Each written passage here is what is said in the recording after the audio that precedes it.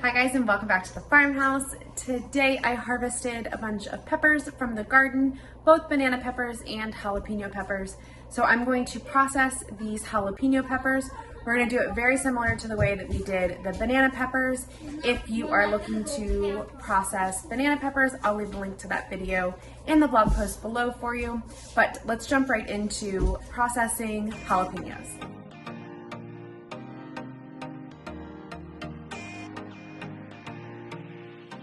I technically do not have enough jalapenos to can them all on their own, but I do have a lot of banana peppers and the process is very similar.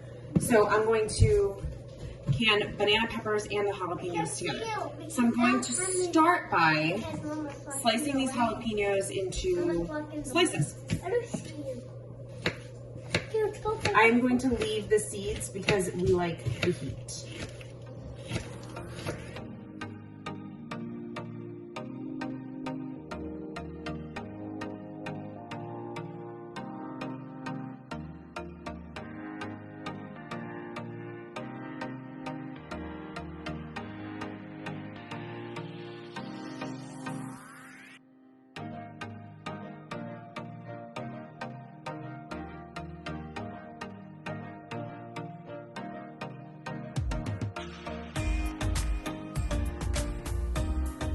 Are all cut up, so I am out on our front porch, which is where our canning station is. I try to can outside as much as possible, especially in the summer, because it is really hot and we just don't need all of that extra heat in the house. So we have a Camp Chef 3-burner outside stove, or camp stove, whatever you want to call it, and that's where we can. And I put it on the porch because it is undercover, which makes it super easy. So I'm gonna can these peppers in half-pint jars.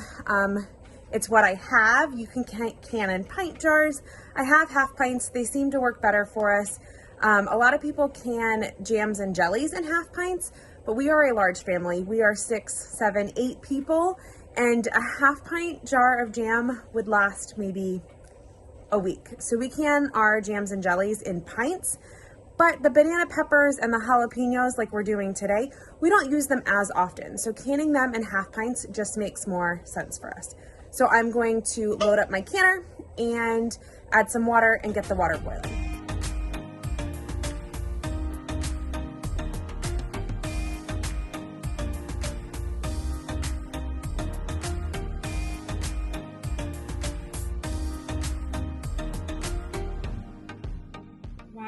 The canner heats up, I'm going to work on my brine.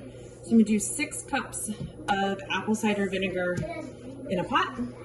For the full recipe, make sure you head on over to hummingbird-acres.com to see the full recipe on how to can jalapeno peppers.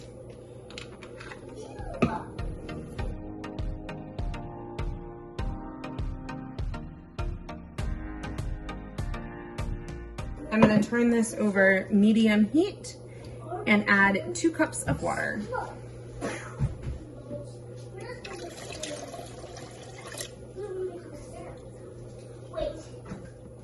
Then I'm going to add a half a cup of pickling canning salt. We use Mrs. Wag's. We love it. I've linked it below for you if you want to check it out.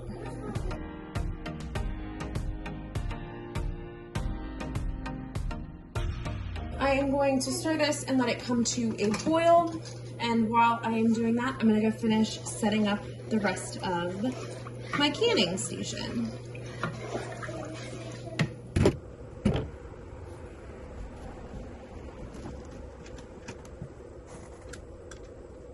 My jars are ready, my brine is ready, so I'm going to pull the jars out and start stuffing them with peppers.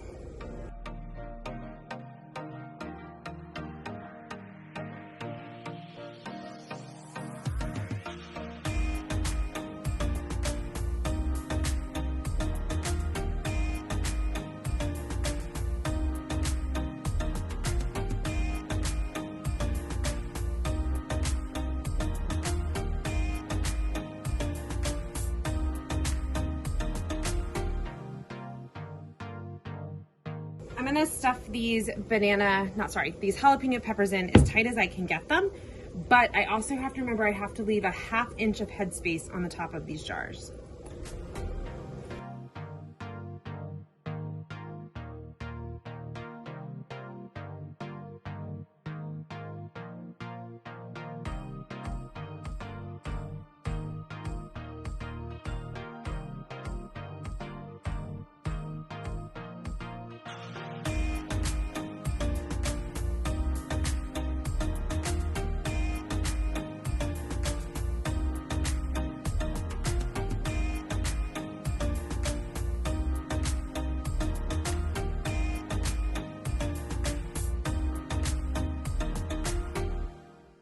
All right, now I'm going to ladle my brine into the jars, and remember about the headspace. So it's a 1/2 inch headspace.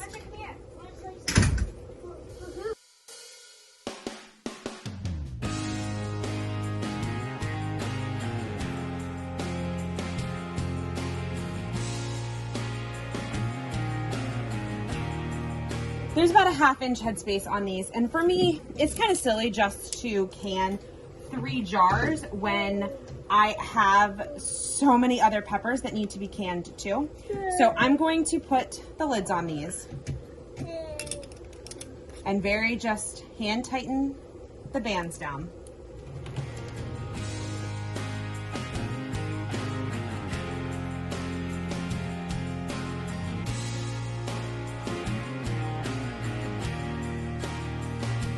All right, and I'm going to go ahead and stuff the rest of these jars with banana peppers and process them at the same time.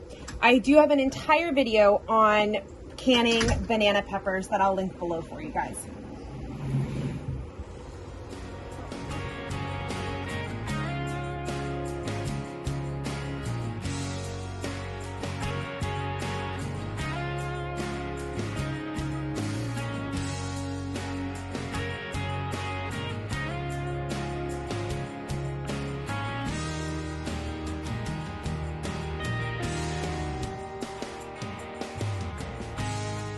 My jars are full, so I'm going to put them in my water bath canner, bring it back to a boil, and process them for 10 minutes. Then I will turn the canner off and let it sit for 5 minutes, and then I will bring them inside and put them on the hutch where they will stay overnight.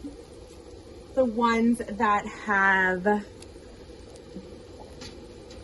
sealed will go down in our basement for storage. The ones that don't seal, we will put in the fridge, and either we will use them or I will give them away to friends and family.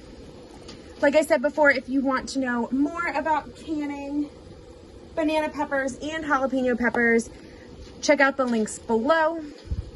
And yeah, thanks so much for hanging out with us at the farmhouse, and we will talk to you guys soon.